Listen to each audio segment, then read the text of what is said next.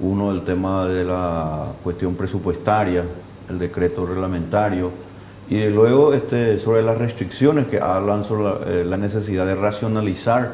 el gasto público. Yo creo que son medidas que hay que también apreciarlas y nombrarlas, porque no todo es siempre, desde luego, tan malo como muchas veces se cree. Ahora bien, de que eso se ponga en práctica, desde luego ya va a requerir precisamente de las instituciones, porque ahí tiene que haber una suerte de control particular de las instituciones correspondientes, llámese en este caso directamente involucrado al propio Congreso. Claro, ¿verdad? para que no termine en letra muerta. Para que no termine en letra muerta, como bien decís, y por sobre todas las cosas para que haga el rol de contralor del poder administrador, que es el Ejecutivo. El tema que hoy nos convoca, y le puse el título de la nueva normalidad en la economía, desde luego que tiene relación con esta frase muy conocida ya en las cuestiones sanitarias por el SARS-CoV-2, que se refiere precisamente a la nueva normalidad, como que tenemos que estar de alguna manera ya dispuestos a vivir con lo que se denomina el barbijo, tenemos que estar dispuestos a guardar la distancia social y de luego hacer las actividades prácticamente en gran parte vía Zoom y otras cuestiones que son propias, digamos, de las cuestiones sanitarias. Ahora bien, en cuanto a economía se refiere, lo que nosotros hemos visto, no solamente a nivel nacional, sino que también a nivel internacional, es que la nueva normalidad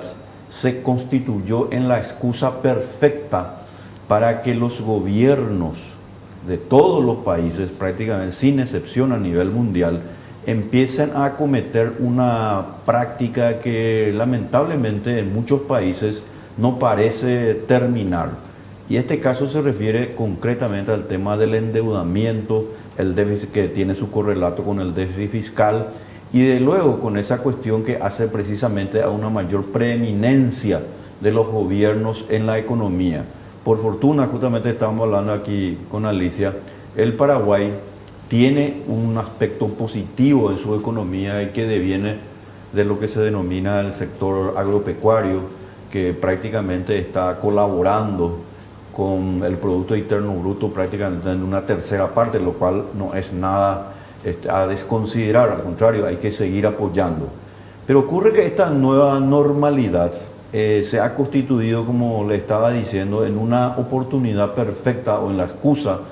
la justificación para seguir con ciertas prácticas sin la corrección de aquellos temas que realmente van a permitir acometer con éxito para que la economía se vuelva mucho más próspera.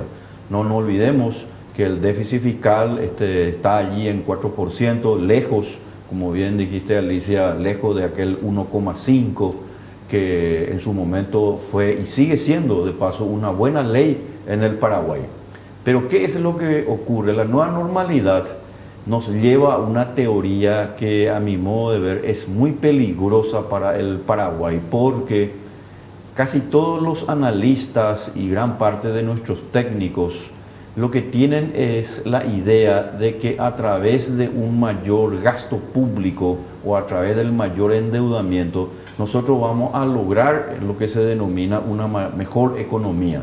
La verdad es que eso ya está en entredicho, no solamente en términos económicos, porque por ejemplo, ya la curva de Phillips, por ejemplo, que en un momento se creía que era cierto, ha sido desacreditada. La curva de Phillips dice, solamente para citar así rápidamente, que existe un compromiso entre el desempleo y la inflación, lo cual hizo que muchos países en la década del 70 subieran un poco la inflación, pero no lograron bajar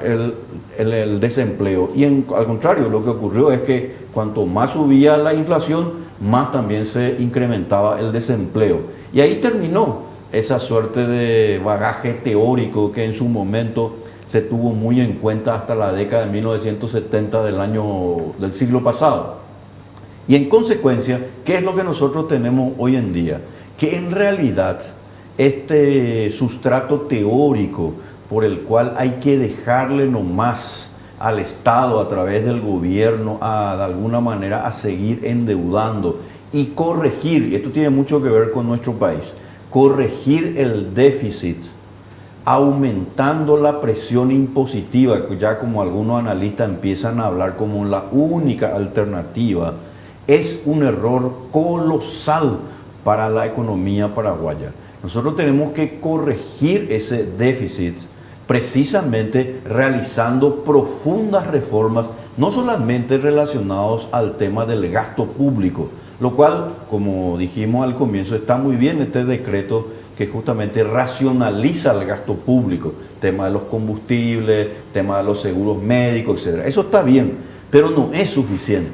Para realmente corregir esta situación, reducir el déficit nuevamente al 1,5 y evitar que el Paraguay se convierta en un deudor dependiente, es decir, siga nomás endeudándose más, se tienen que hacer muchas reformas, pero de fondo.